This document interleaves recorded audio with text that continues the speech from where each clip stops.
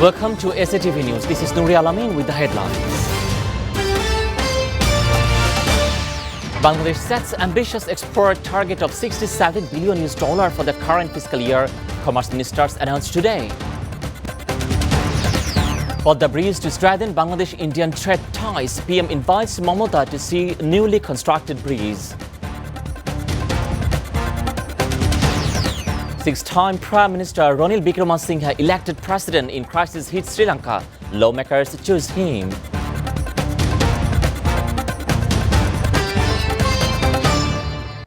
Bangladesh has set an ambitious export target of $67 billion goods and services for the current fiscal year 2022-23. Commerce Minister Tipu Munshi announced the goals at a press conference at his Secretariat office in Dhaka.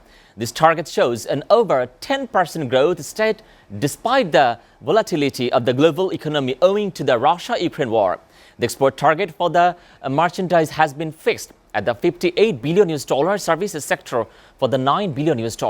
The minister pegged the Bangladesh export achievements in the past financial year at the $60.08 billion, some 17.80 more than the target of $51 billion.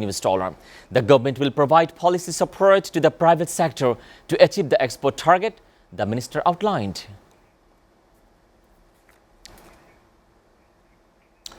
The Bangladesh Bank today raised the interest rate on the loans made from its Export Development Fund, EDF, by the 50% with a view to making the borrowing costlier and thus saving the foreign currencies. Earlier on, the central bank charged 1% per annum on the loans extended the banks from the EDF. Banks were allowed to charge their end customers 2%. It has now been decided that the interest rate on the EDF loans realized by the BB from the banks will be 1.50% per annum, said the central bank in the notice today. Prime Minister Sheikh Hasina has invited the West Bengal Chief Minister Mamata Banerjee to come and see the newly constructed Podda Bridge. Podda Bridge is expected to strengthen bilateral ties between the Bangladesh and West Bengal, or rather entire the India, and open up new avenues for the bilateral trade between the two countries, PM Sheikh Hasina said the later to the Mamata. Sheikh Hasina mentioned that the people of Bangladesh have an emotional connection with the people of the West Bengal. She hoped to have an opportunity to meet the Mamata during her scheduled visit to New Delhi in September this year. Sheikh Hasina inaugurated the Podda Bridge on June 25 and said that the mega government-funded project belonged to the people of the nation. The Election Commission will wait for the Bangladesh National Party BNP even though the party has declined to join the election dialogue, said the Chief Election Commissioner Kazi Habibul Awal. The CEC came up with the remark while talking to the reporters after a dialogue with a Ganantari party at the Nirbachan Bhavan in the capital on today. The EC has invited the BNP to take part in the dialogue last week, but the party informed the EC that it will not take the part time in the dialogue, said the adding all the parties which attended the dialogue have a positive attitude as well. They have recommended that the people should be able to apply their voting rights. The EC has also assured them about this, said the CCC.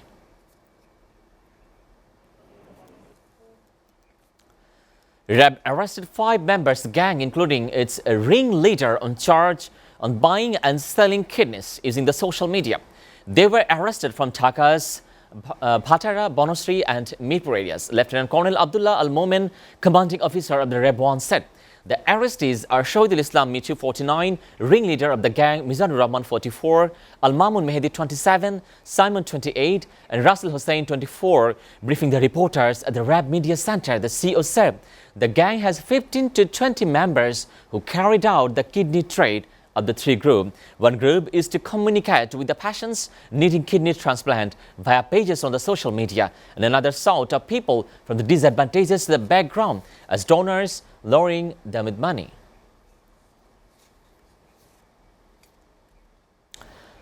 Chittagong Urea Fertilizer Limited, CUFL, a state-owned urea fertilizer company founded in 1987, has suspended production due to the gas shortage. 2 days after a one-week closure due to a mechanical failure, the plant has closed again at the 10 p.m. on Tuesday because of the non-supply of the required gas. CUFL General Manager Administration Mainul Haq confirmed the suspension of the fertilizer production.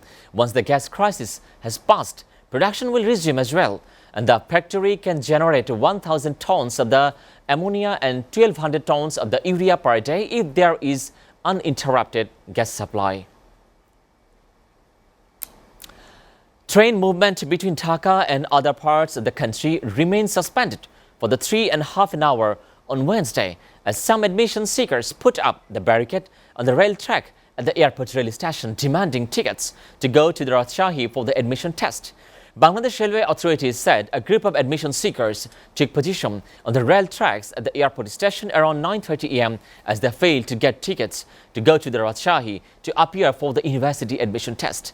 Rajshahi bound the Nil Sagar Express train and other trains at the different stations remained stranded due to the protest, causing immense suffering to the commuters. The protesters also said the railway authorities told them that all the tickets of the Rajshahi bound train were sold. The train communication was restored around 12:30 p.m. after the authorities concerned assured of taking steps for the facilitated travel to the Rajshahi. 5 people have been died and 2 have been injured after a crash involving a bus and auto rickshaw in Barishal's Bakirganj Upazila. The accident occurred on the Barishal-Kuwait road by the helipad field on the Upazila on Wednesday afternoon. Police have yet to identify the victims. The bus was traveling from the Kuwait to Barishal and the auto rickshaw was moving to opposite the direction when the two smashed into each other, police said, citing locals. 5 victims are believed to have died on the spot. Traffic was temporarily brought to the halt sometime after the accident. The victims were recovered and sent to the Bakirganj Upazila Health Complex. 3 of them are men who were 2 of the women. Viewers, we're taking a short break. Stay with us.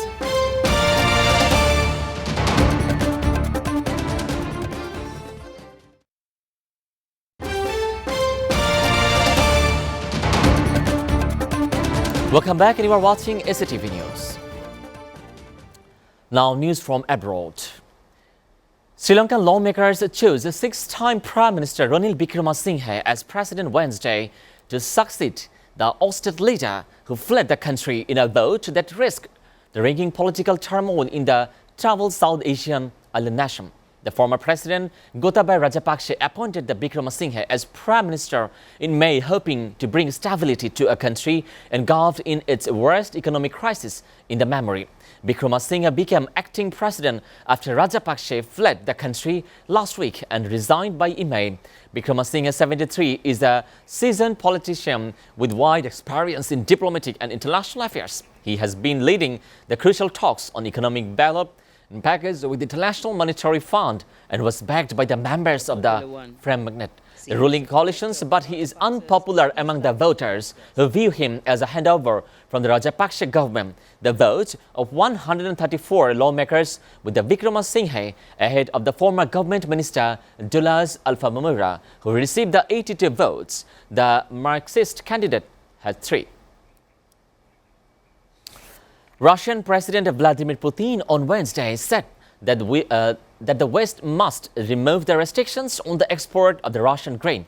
Putin told to the reporters in Tehran after talks with the president of Iran and Turkey.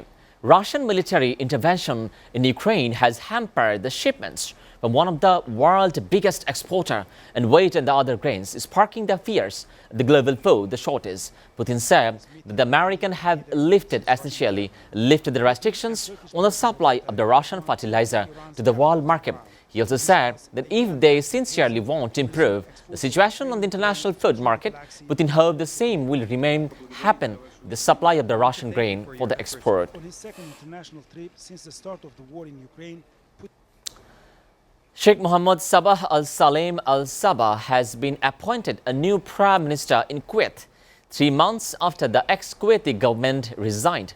According to the Al-Kabas newspaper, the Emiri decree was issued today appointing the Sheikh Mohammed Sabah Al-Salem as the new Prime Minister. He has also been asked to nominate the members of the new government. Sheikh Mohammed was born in 1955 and is the first son of the 12th Emir of the Kuwait, the Sheikh Sabah al-Salim al-Sabah, who ruled Kuwait from the 1965 amid 1977. Al-Sabah served as the Deputy Prime Minister and the Minister of the Foreign Affairs in Kuwait. In 1993, he was appointed the Ambassador of the Kuwait to the US. He remained in the position until 14 February 2001, when he was appointed the State Minister for the Foreign Affairs.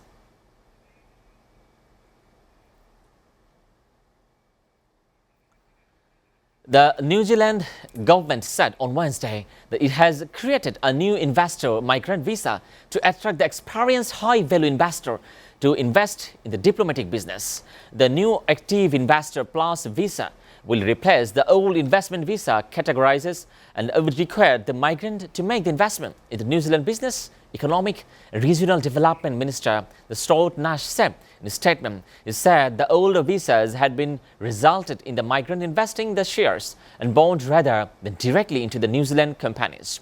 Eligibility criteria for the new visa includes a minimum number of $3.1 billion investment and only 50% that can be invested in the listed equities. The visa category will open up on the 19th September 2022. Before ending, we'll go through the SATV News headlines again. Bangladesh sets ambitious export target of $67 billion for the current fiscal year, Commerce Minister announced today. But the bridge to strengthen Bangladesh-Indian trust ties, and PM invites Mamata Banerjee to see the newly constructed bridge. Six-time Prime Minister Ranil Wickremesinghe elected president. The crisis hit Sri Lanka. Lawmakers choose him.